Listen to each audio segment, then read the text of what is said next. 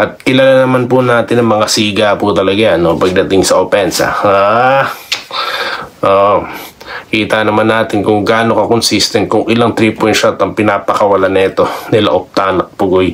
Yan po ang hindi natin gustong, kung tayo yung mga taga-barangay, kung kayo fans ng Ginebra, hindi nyo magugustuhan na malilibre ang mga yan, no? Dahil pag nag-init si Pugoy at Optana, tapos na po. Huwag na tayong manood.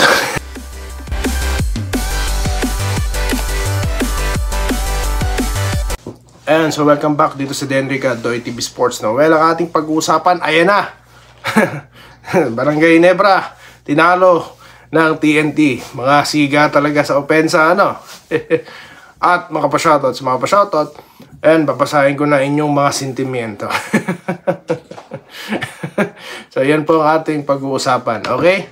Bago po yan, kung di pa po kayo subscriber ng Barangay Ginebra, I mean ng Doy TV Sports, no? Mag-subscribe na po kayo, okay?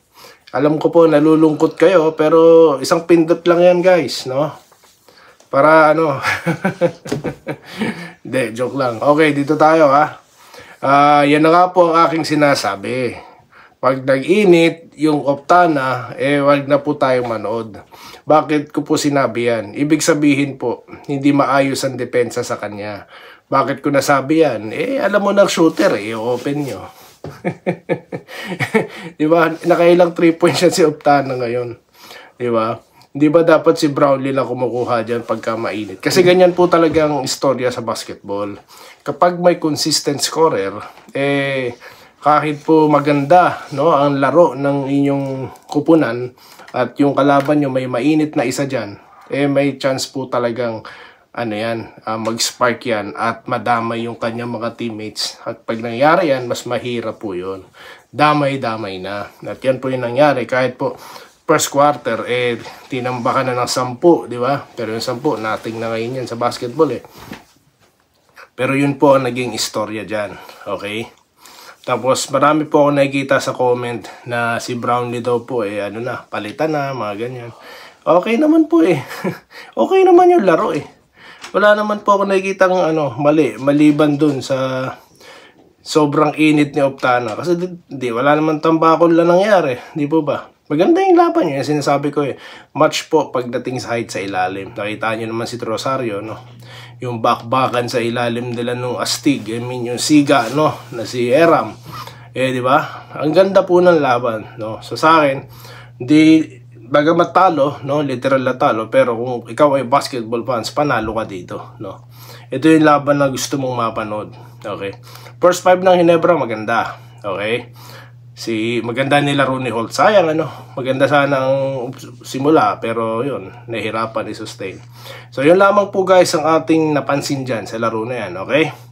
Sabi ko sa inyo, no, kapag talaga uminit yan po ang magiging istorya, no?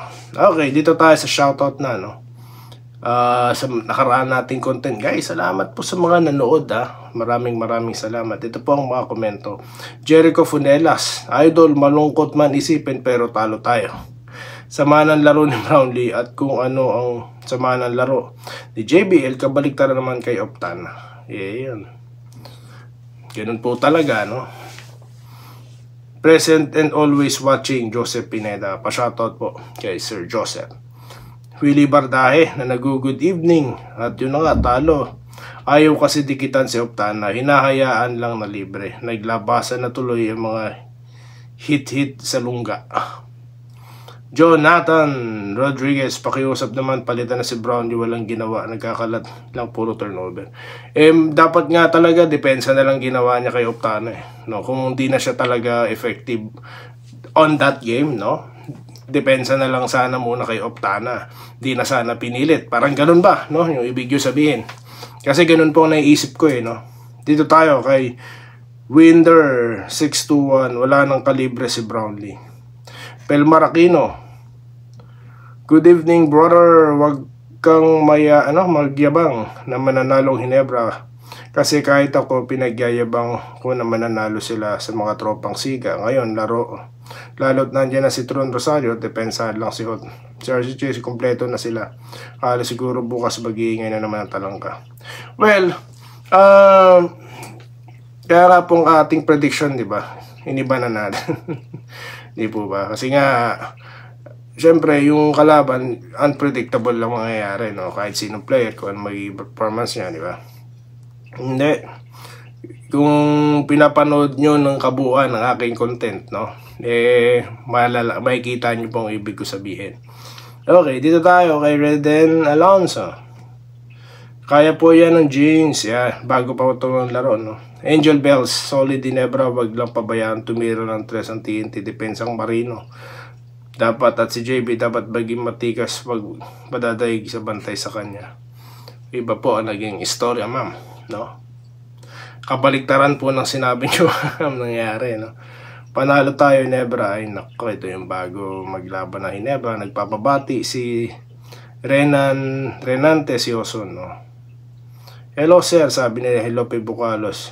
Pag sikat ka, pili ka ilulubog, ang daming basher at hater sa yan ang Barangay Ginebra. Yes.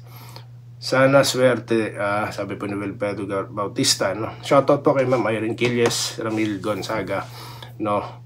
Andres Ladit Cater, okay? At sa lahat pa po ng mga nanonood dyan sa atin, ano po, maraming salamat sa inyo. Well, yan po talaga, no? Ang istorya dito. Okay?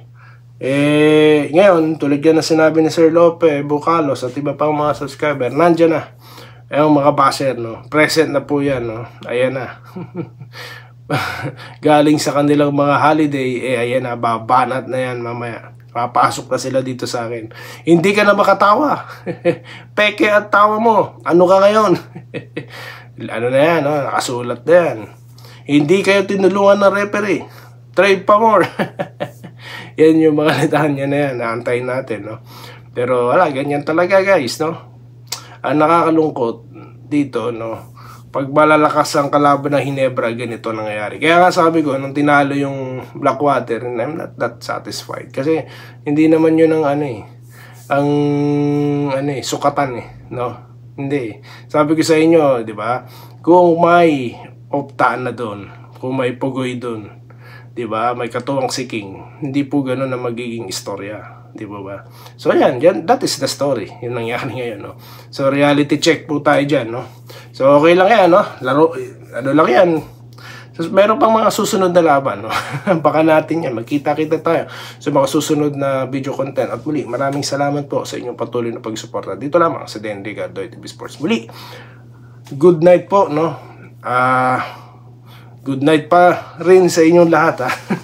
Alam niyo na ibig ko sabihin, mga taga-barangay. Maraming salamat po at stay safe. Salamat po sa panonood. Subscribe na para sa mga susunod na basketball at boxing videos.